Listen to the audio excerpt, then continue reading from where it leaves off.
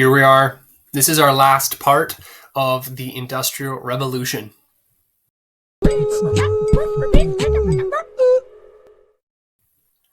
So we're looking at the chapter, Industry Changed Ways of Life. I invite you to go ahead and read that chapter, and you'll find that it's not necessarily about technologies and industrial advancement, but more of the social impact, especially the negative impacts, and then what society begins to do to improve those problems. So go ahead and give it a read. When you're done, come back and join us.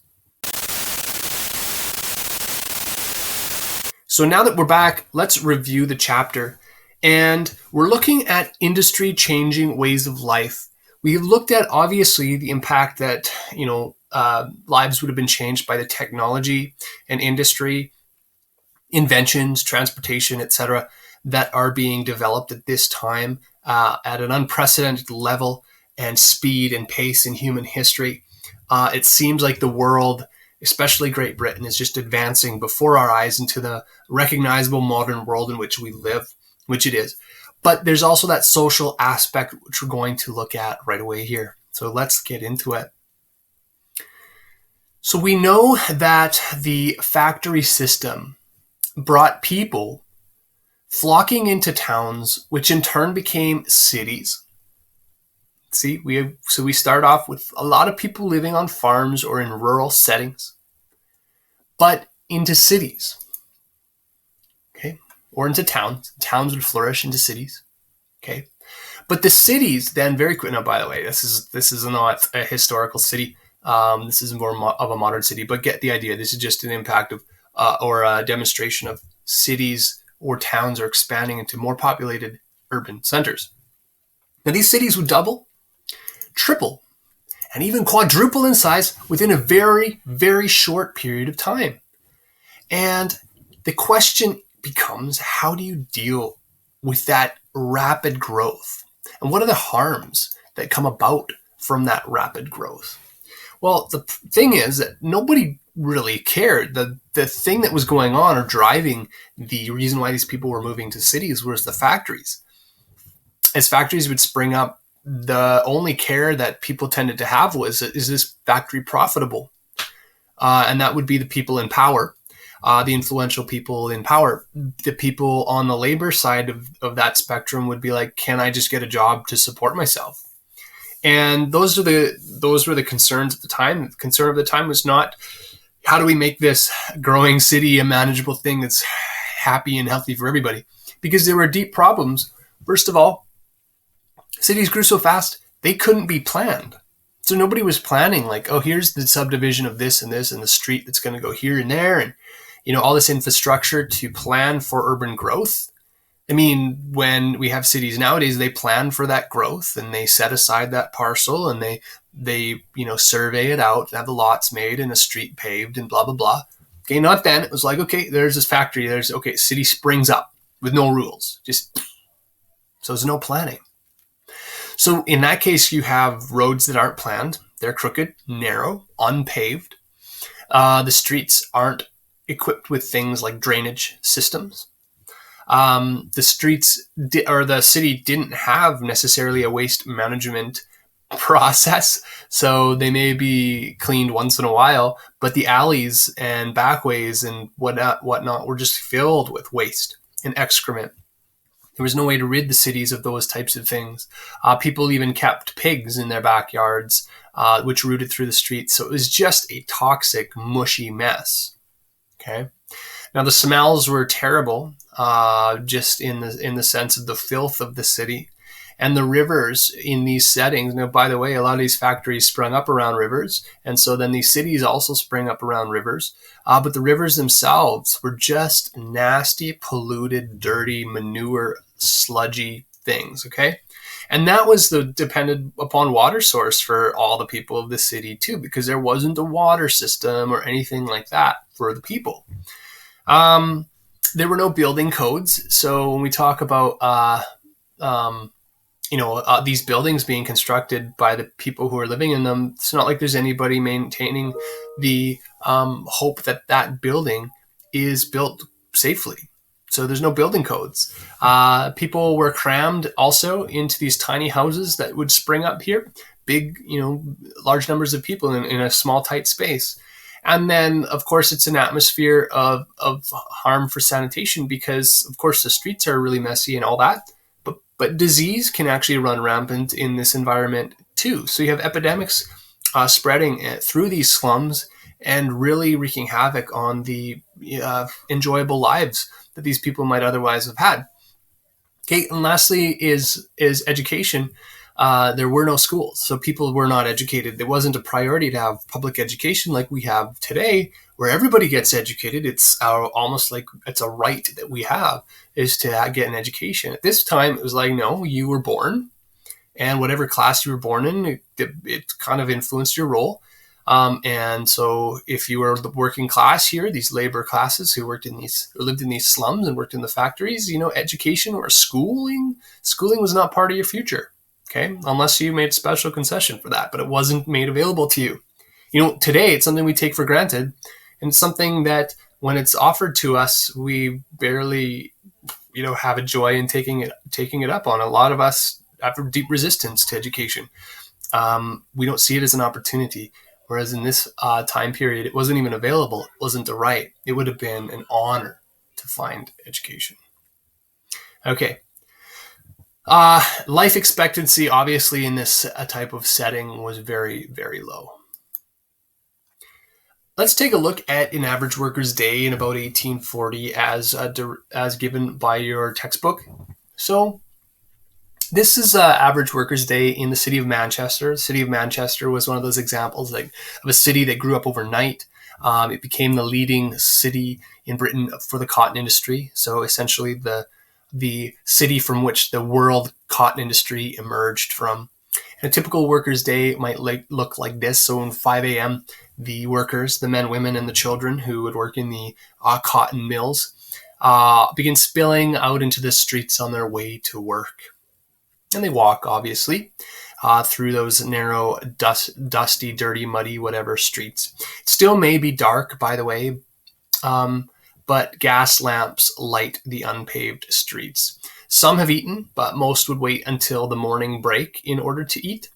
But they just kind of scooch off to start their shift through kind of a dusky, dungy setting. And so it's not like it's a pleasant morning walk. By 8 a.m., some may take a break for breakfast. If they have not eaten in the morning, they would have tea and bread. And others may have already eaten oatmeal before work, but they're just kind of nourishing themselves on tea. So like hot water with things leached into it. So not much nutritional value there. And then a chunk of bread. So they're depending heavily upon grains. And after 14 hours, they're sitting there having completed their shift. So many will work that average of 14 hours a day until the work bell closes their shift and the other crew can come in to take over for them. Okay. Now, as they're living in the city on their way back, so they're walking back home for a quick night's rest so that they can repeat this again and again. Again, they're walking through that city, which is dirty, polluted, foul smelling. They're looking out at the 130 plus factories populating the skyscraper of Manchester and all of those smokestacks pouring that foul, very harmful smoke ash into the air. Okay, this would go on for 6 days a week. Thank goodness not 7, right? But this would be your routine. Okay, there's not this idea of, national holidays or long weekends or, EDOs, earned days off or anything like that. No benefits. It was wake up, work your shift, go home, wake up, work your shift, get paid, okay, pay your rent, pay for your food, whatever, and then have nothing left. So then you'd have to kind of keep this cycle going over and over and over and over and over again, all year long, independent of the seasons, as we'll talk about later. So as I meant later, here it is now. I hope this goes away so that we can get through this list here to contrast these things. So there's a definite shift in working conditions for the human person with the Industrial Revolution. And it's not necessarily a positive one, although it shouldn't be said that the way things were before were any easier. So let's do that. Let's contrast life in the farms or a rural agrarian type of lifestyle and the life in the mines and the mills. The mills are the factories and the mines, so underneath the ground. So both actually had a harsh life, as we see here at the top. There were difficulties in both those lifestyles. So it was, dependent upon seasons or weather or harsh climate or risk or whatever. So it's not an easy life anyways. So period. You're both in for a tough life, whether you're a farmer or you're a factory worker. All right. Number 2, loss of jobs. Farms are on the decline. It's less of so farmers becoming more efficient. And as we've mentioned throughout this unit, small scale farming is not, a thriving career. People are being kicked off these farms. And so that's a risk there. That's an unfortunate reality, is that there's a loss of jobs in farming or in rural life. But on the flip side, plenty of jobs in the expanding industry and the mines and the mills or the factories. Now, farming depends on weather and on crops, okay, to make an income. You are relying on nature in order to make ends meet. Whereas there's actually a positive feature here, is that you can work day in, day out, and always know exactly what you're making. You have regular wages in the mine. For farms, here's where life's a little bit more comfortable. You work from dawn to dusk, and then you rest. You work from dawn to dusk, then you rest. You use the natural daylight to get your work done. And that's your work day. And you notice this. Now, there's obviously a heavy working season. So for those of you in ranching, it's like calving season or seeding or harvest, whatever. So there are times when there are heavy workloads, but there are also times where it's not so bad. And you're seasonal as well, right? And also, if you haven't noticed, dawn to dusk is something that actually changes every day as the summer and fall and winter and spring meld into each other. Your hours of daylight actually decrease as the year goes on. So that's not so bad. You are limited to working at your own pace from dawn to dusk in available daylight. But in the mines, it was this whole new life of you work to the bell, the factory bell that chimes in when your shift's on, when your break's on, when your break's over, when your shift's done, all these things. And your life is controlled, not by the seasons, not by the weather, not by you, by your boss and by the bell. So does this kind of sound like school? So you work by the bell and you have no control. You just do it. All right. And that's 24 hours, 7 days a week, 365 days a year. There is no change of pace. It's always the same busy, over. Change of pace here though, with the seasons and the demands of the time. Yes. Some busy times, some not so. All right. The factory system or rural work as a family unit. Okay. You would work together out in the field.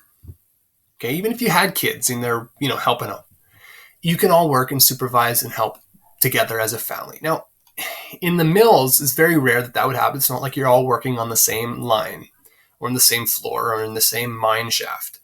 Okay. You might work in completely different areas. In fact, there might be roles specifically for men, roles that are more suited for women, and roles that are more suited for children that are for far, far apart and not under your watchful supervision as the parents of the family.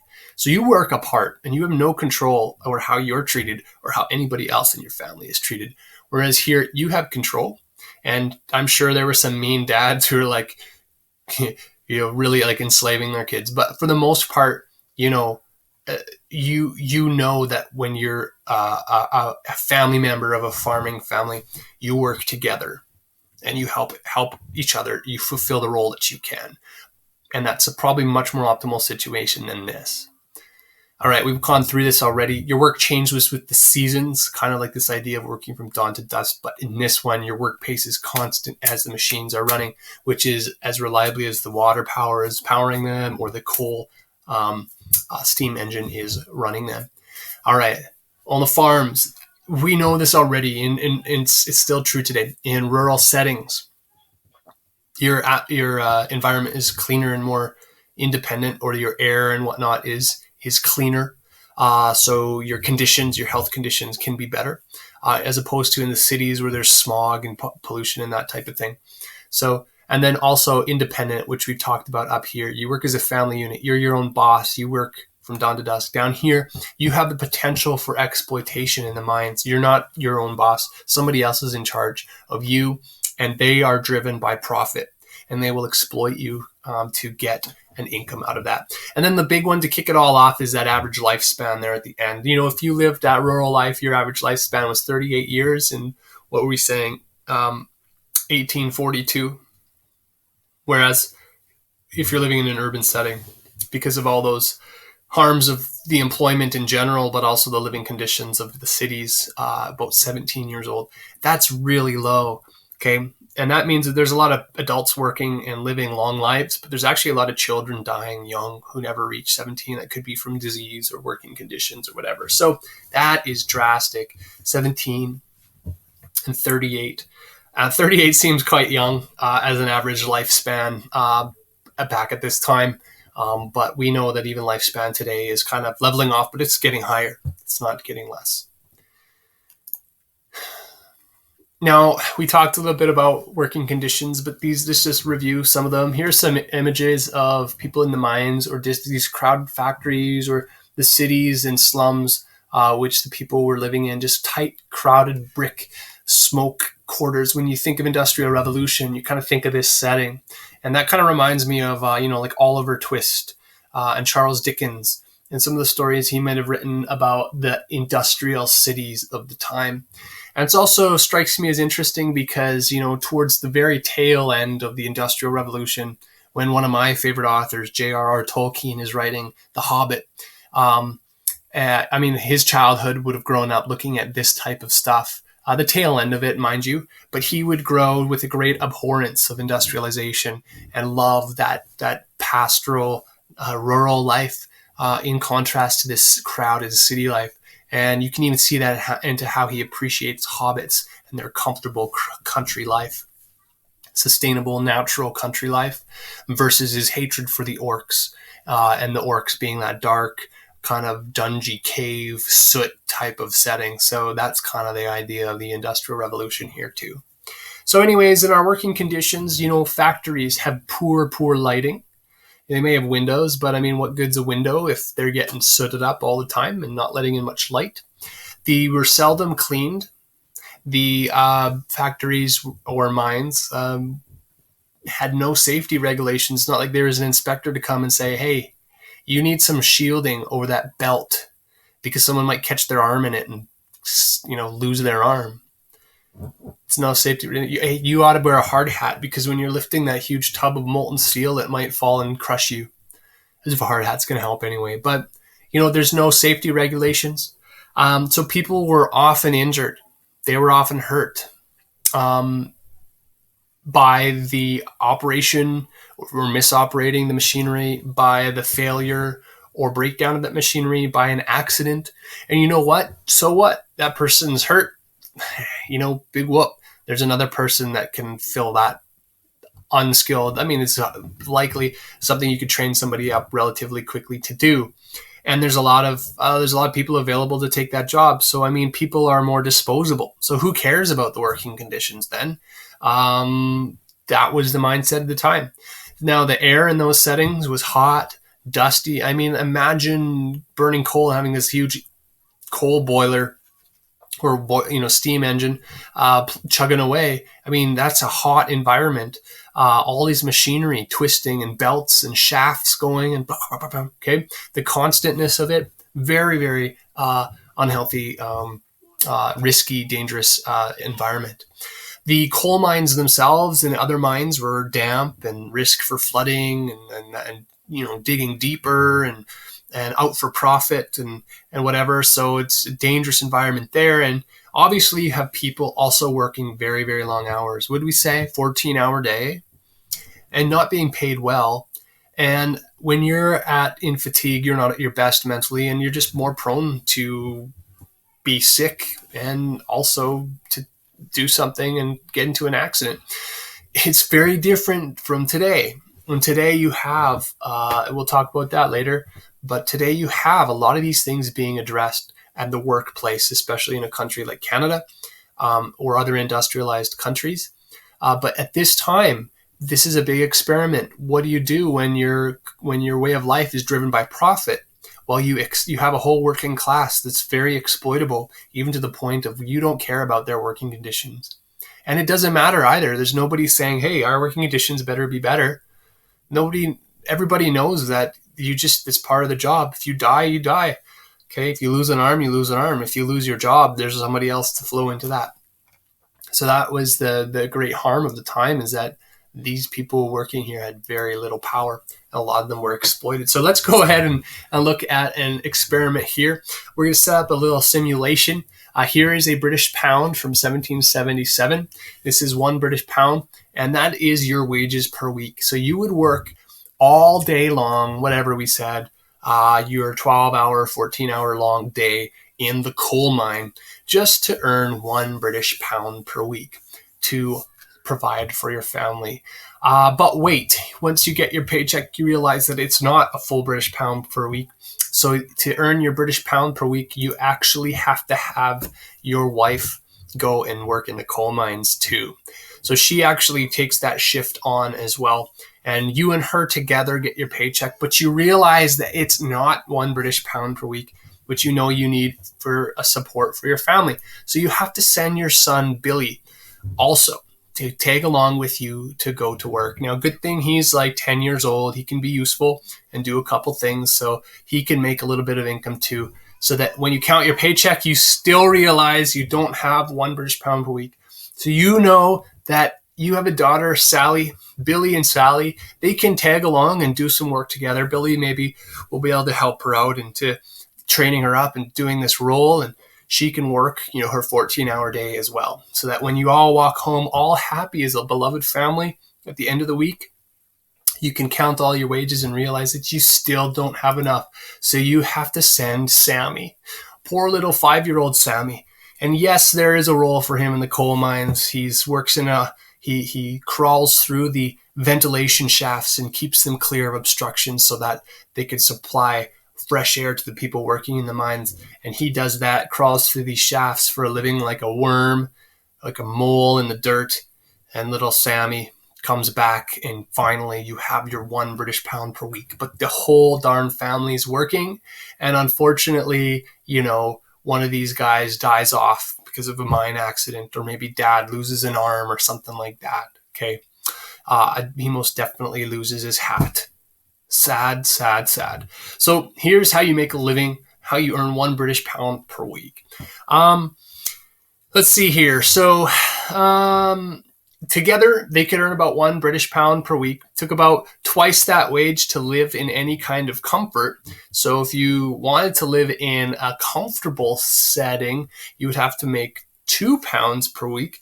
Doesn't mean it's impossible to live off 1 British pound per week, but it would mean that you're forced to live into poverty, and also forcing your whole family to contribute to the family's poverty, survival, I guess. Now, what's the equivalent? It's hard to say, but if we look at an inflation calculator, 1 British pound in 1850s or so would be about $150 today. And that might, or 150 pounds today, I'm sorry. So about 150 pounds today. So that might be, $200-$300. So $300 a week for a family to live and survive off is desperate poverty, even to this day. Okay. So you want to live off $300, $400 a week, even. That's poverty, man. Okay. There you go. Our poor little family. I hope this guy, I can't remember his name, Sammy. I hope Sammy has a wonderful life. Maybe he'll grow up to be British Prime Minister someday and alleviate all of these dreadful, dreadful wrongs. But my guess is that he'll be an orphan because the rest of his family will die off, and he'll be kind of forced to pickpocket on the streets. Okay, let's talk a little bit about the deepest sense of tragedy during the Industrial Revolution, and that is child labor. In the mines, children worked as trappers. They kept narrow ventilation shafts open. Their small size was useful in crawling through the dark, which is why Sammy was an invaluable part of the workforce at the mine, though exploited. The orphan children, so Sammy gets orphaned. Orphan children were in the worst situations. They were bound to work for employers in exchange for room and food. So you lose your parents, but you know what? Big deal. I can go to my boss and say, hey, both my parents are dead. I am now an orphan. Can you take me in? He'll say, yes. I will give you room and food in exchange for work. But he's not your parent. He's out to exploit everybody else. And very likely you'd be in a situation where you're seldom fed properly, where your accommodations are very, very poor, and yet you're working probably even more so than you would have been under your family. So here's a photo of coal mining kids during the Industrial Revolution. And who knows, maybe they're orphans. I don't know. They're just depicting this idea that kids are working in these times under dreadful, dreadful situations. So children as young as 6 or 7 worked long hours, 12 to 14-hour days in the mills and in the mines. The successes and wealths won during the Industrial Revolution by people in Great Britain were won on the backs of your working class, your displaced farmer population, and your increasing population as well, who are your working class. So sounds to me like sounds to me like there could be a lot of unrest in this working class population. Okay, here is a video on the child labor during the Industrial Revolution. It's basically a sequence of photos set to music. I'm not going to play it in this video here, but I will put the link in the description below. If you open this up in YouTube, you should be able to find that, and you can watch it if you want a bit of a tear-jerking experience to look at the conditions of children and what they actually did in the Industrial Revolution and in the mines and in the factories. So we will move on. Okay, the middle class. So it's not all gloom and doom unless you're in the working class. If you're in the merchant, if you're a factory owner, and if you're in the merchant or the trading business, and if you're in the shipping or transport business, then you are in the right place at the right time. If you're willing to be an entrepreneur and risk yourself in any of these ventures, you're in the right place at the right time, because you become this expanding middle class, and there's wealth, untold wealth, unimagined wealth flowing into Britain from across the world as Britain's goods are going across the world. And the benefit, the profit from all those things is going to your factory owners and your merchants and your shipping companies. Okay? So the Industrial Revolution brought enormous wealth to Britain. But the wealth mostly goes to these factory owners and merchants and shippers. And they become this new expanding middle class. And very soon, even upper class, because they are becoming as wealthy and having rich, wealthy lifestyles and estates and properties and clothing and novelties as the aristocracy or nobility in Britain had enjoyed for centuries. So these traditional aristocracy positions of power and status in British society was now on the decline. It was being matched by the middle class and their expansion. Okay, many of these upper middle class people began to mimic those fancy lives, the nobility, living in style, and then eventually you couldn't really tell the difference between the two.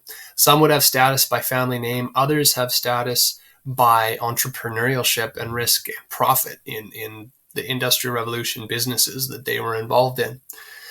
In time, these people would also accumulate political influence and more political power as well.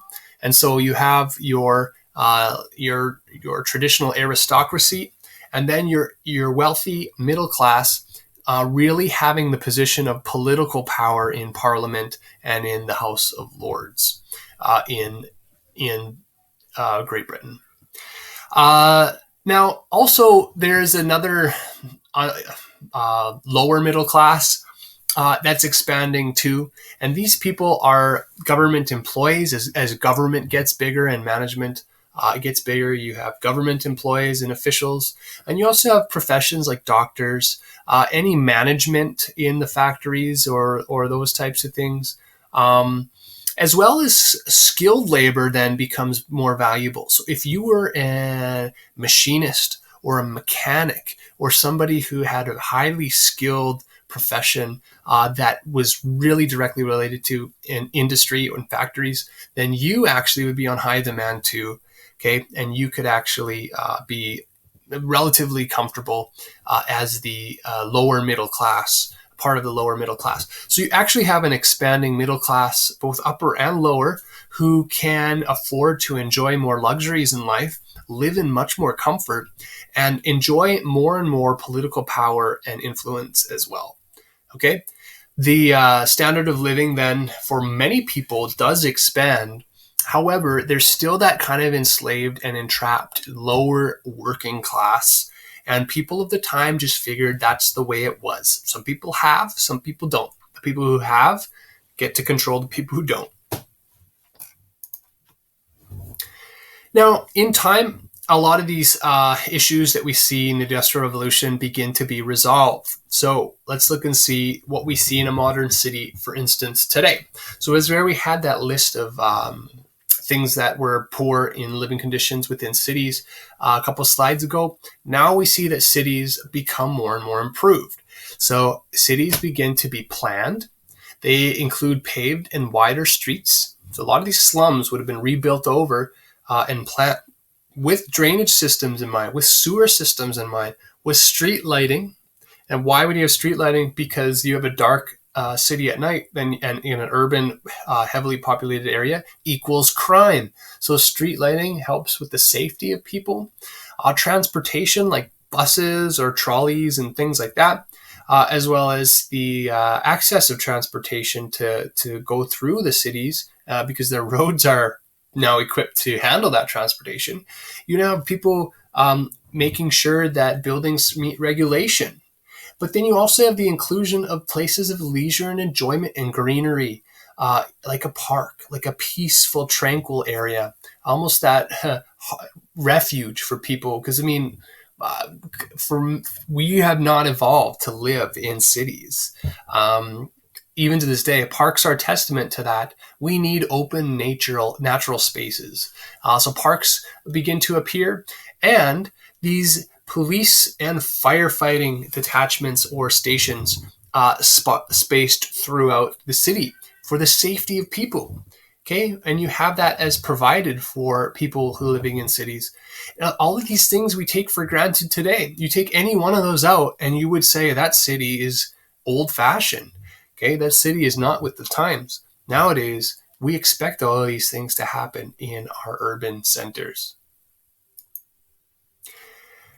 Working conditions for the average laborer improve also. So we see the development and evolution of unions, where workers banded together to demand better working conditions and higher wages. Now, I wonder how many of you were thinking, gee, I know the French Revolution began because the Third Estate was really mad, and they had a lot of power because they represented a lot of people. I wonder if the same thing could happen with the working class in the Industrial Revolution. And so there is something similar there, because the working class of the Industrial Revolution, they are poor, but they are many, okay? And they can have influence. But how do you enforce your influence when you are just the labor workforce, the workers? And that is through the development of unions. Now, you may have never heard of a union before. I imagine some of your parents are part of unions. Unions are kind of your employee voice to look out for your good and your benefit so that you're not exploited as an employee. And at the beginning, unions are really, really, really good. They look to demand better working conditions for the workers and end up achieving those working conditions for the workers. Now, how do you, as a union, have a force? Well, you would strike to make your point. In other words, you would have to unite as a workforce and decide that together you have power. So together you will stop providing what you are giving to the company in exchange for them to address your issues. And then once they address your issues, then you'll give them back. You'll stop withholding your labor. And that could be very effective. So if you shut the factory down, in essence, nobody's making money. And now you can kind of hold for ransom your demand. by not working. So that's where the idea of striking comes from.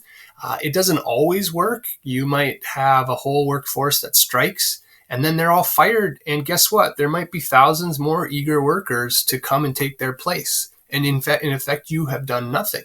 So it takes a while for unions and strikes to actually be functional. But at some point, everybody realizes, or not, I shouldn't say everybody. At some point, the working class realizes enough is enough. We need to use our voice to make a change. And the government also picks up on this because initially they refused to recognize unions as valid. It'd be like, you can't. We do not tolerate you. You're going to go to jail, or we're going to use force to force you to work, whatever. So you have no right to do that or to strike or anything like that. Get back to work. You must continue being exploited by your employer. And the reason for that would be that governments were on the side of those in power in government. And that would have been your merchant classes, your factory owners, and your aristocracy. And it's in their interests to keep the factories going and to continue making a profit off of exploiting their workers. So, of course, you would be motivated not to recognize unions. However, in time, peaceful protest and peaceful striking and demands for better working conditions become part of the common cultural senses of something that needs to be addressed. Like it just realized eventually that, wow, what we're doing as a society in Britain is wrong. So let's maybe start allowing unions and addressing some of these issues. It's funny how you can have a culture so blind to something we can look back at and see is completely wrong, exploiting children and workers, that we're like, yeah, there's a celebration finally when that issue is addressed and justice is brought to those people. They're not victims anymore. Even with slavery, like how could a culture so accept slavery? Today we look back and we're like, well, no, duh, slavery's wrong. Okay. Today we look back and say, no, duh, exploitation and forced work and terrible working conditions and whatever, child labor, it's all wrong. Okay. But at some point, people didn't have a problem with it. And now we do. So I find that very interesting in looking back at societies. I wonder what we will I wonder how we will be judged today by our forefathers, our ancestors, whatever, our people in the future. Okay. Forefathers? No, that's all backwards. How do you say people in the future? Okay. By our descendants. That's the word. I wonder how we'll be judged in our culture by the things that we were oblivious, that we were doing wrong and exploiting people or whatever. Okay. I wondered. Okay. Oops, sorry. By 1825, unions were tolerated. After that, wages and conditions steadily improved thereafter. Especially now as Britain begins reviewing the way representation works in Parliament. By 1832, the Reform Bill is passed. You can read a little bit more about that on page 541. And that actually redraws the electoral districts for members of Parliament. Keep in mind that those things were medieval. They were old. They were based upon an ancient distribution of people. But now with the Industrial Revolution, you have people completely redistributed and imbalanced across England because huge population centers, which may have been just a farmer's field, hundreds of years before, have zero representation, even though they make up millions of people or hundreds of thousands of people in population today.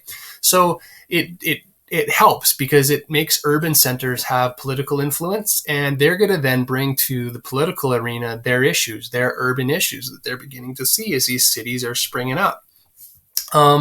So highly populated regions where factories and cities were given more influence in Parliament after 1832, and votes. Now, keep in mind, not everybody was voting. It wasn't a complete democracy in England. Votes were extended to non-Anglicans. To the Catholics, and people who didn't own land could now vote. But if you paid a certain amount in rent, you could vote. So it's expanding the electorate, the people who are able to vote, and actually opens that vote up more to the middle class. As you see that past 1832, you see that then the middle class is going to have political influence to address some of their issues. And largely that may have been issues of the profit of your merchants and your factory owners, etc. But then it becomes, the common people who are growing in that developing middle class, and the issues of just daily life and the struggle of life that you see before you, as the Industrial Revolution is just revolutionizing the way people live and interact and work. On page 551, we also see the tie-in with the growth of the idea of socialism and Marxism and communism. So by Karl Marx's writing of his Communist Manifesto in 1840, look at the industrial world that he would be able to witness. He sees a working class of people completely exploited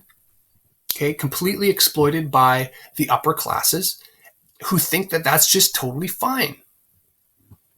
And so no wonder this idea of socialism would appear, and that is that everybody should have equal this and equal that, that the working class is important. And the whole idea of communism, which is to create economic equality between everybody, and that should be the standard at which we tried to achieve. It's like this complete anti-capitalism and this complete anti what we see happening at the worst part of the Industrial Revolution grows the idea of communism, which would be the terrorizing factor in the following century and a half, even to this day. So the Industrial Revolution actually sparks, these working conditions in the Industrial Revolution actually spark an appeal for Marxism and communism, because the working class is drawn to those ideas, right? Whereas the wealthy, entitled classes would try in all their power to keep the working class almost enslaved to them. So keep that all in mind. I think that's brilliant connections that we see in future history beyond this point, is that of course socialism would have an appeal. Of course, the government delving into more social issues and mandating and directing law towards social issues and treatment of people would be on the priority of people's minds, which we get into right now, because the improvements in terms of child labor improve because of what? Because of laws that are passed to create restrictions on what can happen to children or not. And at some point we have to say, oh, that is good. That's a good thing. People shouldn't be able to exploit children in mines and in factories. So Parliament actually investigates child labor. And it says in the Factory Act of 1833 and the Mines Act of 1842 that there should be restrictions placed on how and age and hours children should work. So it becomes illegal to hire children under 9 years old. 9 to 13-year-olds had restricted 8 hours a day. 14 to 18-year-olds could only work 12-hour days. Now that today seems still, it's like torture, that's labor, but that's way better than nothing. Right? So these are small steps to better conditions, whereas today we would say child labor is an unacceptable, period. Okay. Now that wraps up our discussion of the Industrial Revolution and its social issues. A lot more to discuss and think about here. I think that we don't actually put enough thought into, it's just a thought that I'm experimenting with too, is how does technological and in industry, this whole revolutionary period of time, how does it actually affect the way people live? And how does that impact the way I take for granted the way people live today? Because, I'm convinced more and more that lifestyle change was a drastic one, mainly from a rural to an urban center and all the issues that went with it. From an agrarian kind of subsistence lifestyle to one that travel across the world, and consumerism beyond your means is something of the norm. It's interesting. It's very interesting. And I hope that you found that interesting too. And you continue to look at that Industrial Revolution as a very, very, very marked turning point in the world, which we have inherited because we depend upon an industrial way of life to maintain our lifestyles today. And is that a good thing? Okay, this leads us to our section review. Our section review, you can go ahead and answer and come back in a bit and we will review it. I guess I have two last words. The one is, there's this question, was the Industrial Revolution a good thing? We asked that at the beginning. What do you think you would say to that? And secondly, the Industrial Revolution, we've looked at this in the example of how it happened in Great Britain.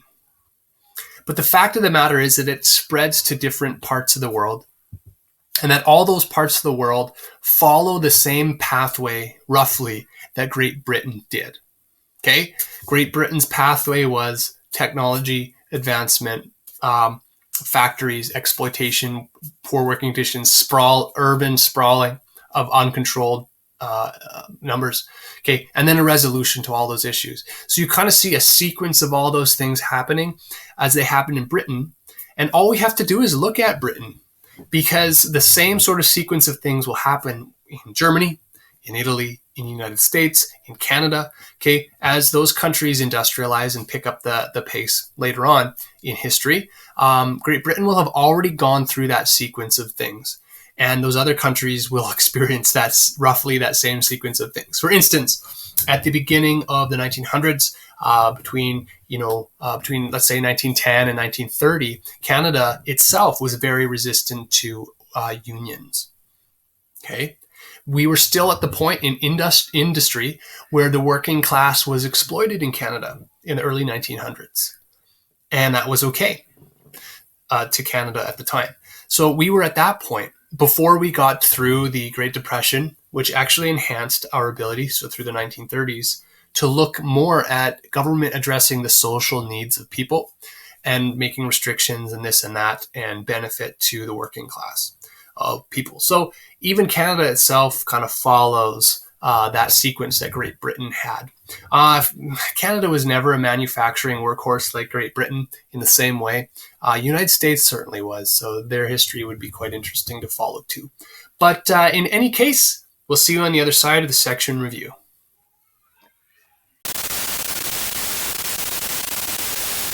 So let's take a look at our section review, and this will wrap up our unit, actually.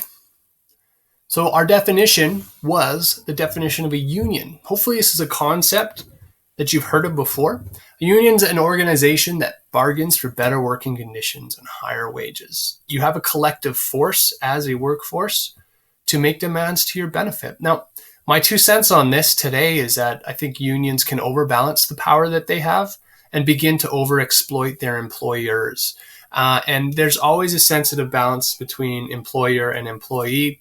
And unions, very well may have gone too far in a lot of places to demand more and exploit. Then the exploitation then goes the other way. So there's always that risk there. The Factory Act of 1833 was one of those ones that dealt with child labor in factories, and it begins to throw legalized legislated regulation in the work environment or in a social environment. And the Mines Act of 1842 did the same thing, to set limits on children in the mines. It takes a little bit longer for the kids in the mines to get rights versus the kids in the factories. I don't know why that would have been. Maybe it's because mining was more of a traditional family. It went far back, and kids being useful in mines was maybe seen as not as bad of a situation as the factories. I don't know. But in any case, that's a good thing. I guess we have regulation showing up in law for restricting exploitation in our workforce. And we get to the question, why do people flock into British cities and towns during the Industrial Revolution? And the reason for that is because that's where the jobs were. So if you need a job to live, which we all will someday, you'll need to find a job. Where do you go? Well, you go where the jobs are in the cities. But this adds to a problem, and that is what happens in the cities as they grow. So what are some of the things that happens? We listed them off in more detail earlier on. But poor housing, poor sanitation, no access to education, the unplanned growth of cities, the very, very dreadful living conditions in the cities themselves. Okay. And compare work in the country with city work. I think we did a good job doing that if you go back and look and see what we've done. But in the country, you essentially have family working as a unit. You work long hours, so it's a hard life, but you work from dawn to dusk. You have independence in the way you work. There is risk because you're subject to the weather and your harvest in terms of depending upon your, for your income. So it may fluctuate from one year to another. You might have a year of plenty, a year of nothing. But in the city, you depend on the factory bell. It tells you when your shift starts, when your breaks begin, end, etc. You have no seasonal change of pace. You are not under the mercy of yourself, but whoever's overseeing you. And you do have a guaranteed income as long as you're working those hours day in and day out. So the future is much more predictable once you have a consistent salary. But there's no change of pace. It's constant, which is the grueling life that we all imagine. You know, once you're out of high school and you get your job, okay, you're 9 to 5, then it becomes your monotonous life. And that's kind of the life that we have today, most of us. We got this idea of a consistent job, but we have that beautiful, comfortable, consistent wage. Number B, what part did children play in factory work? We didn't talk about this, actually. They did the exhausting, sometimes dangerous work. Well, it was exhausting for them because they're kids. I mean, I've got a 7-year-old who doesn't have a ton of energy to do a lot of work. I can't imagine him working a 12 to 14-hour day. Okay, that's an intense breed of person who can do that. But dangerous work for 12 to 14 hours a day for very little pay. What did they do? Well, so they had these tiny fingers that they could do unique things that maybe adults couldn't do. They could crawl into tight places and whatever, thread a spool or something like that, fix a belt, whatever. So they're going to be utilized for their small size. They can't do a lot of heavy lifting and laborious tasks. So they wouldn't necessarily have to do that. I mean, you can only expect a certain amount of physical labor out of a kid, but strategically, their small size would be used to that benefit. Things that they can do, but I feel sorry for like these kids. Like, I don't know, 7-year-olds still need naps sometimes, and they're out working in mines. 3A, what social class expanded as a result of industrialization? And here we see the expansion of the middle class into the upper middle classes that upper middle class, they outwealth the upper class, the aristocracy, those merchant and business owner, factory owner, and shipping company people. And they're the entrepreneurial. They see the opportunity and they go for it. They take the risk and they make the money. So it's interesting. I'm sure not everybody profited from their entrepreneurism here, but there's got to be a lot of success stories there for people who just rose in class because of the profit that they jumped on to make. Why did workers join together in unions? Well, the working class needed to bargain for better working conditions, and in time they see that collectively they have power to do so. So better working conditions and higher wages. So all those things we begin to see are improved.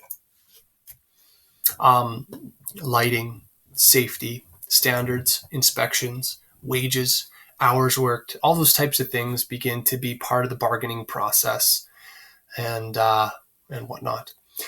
Initially, how does the British government react to the formation of unions?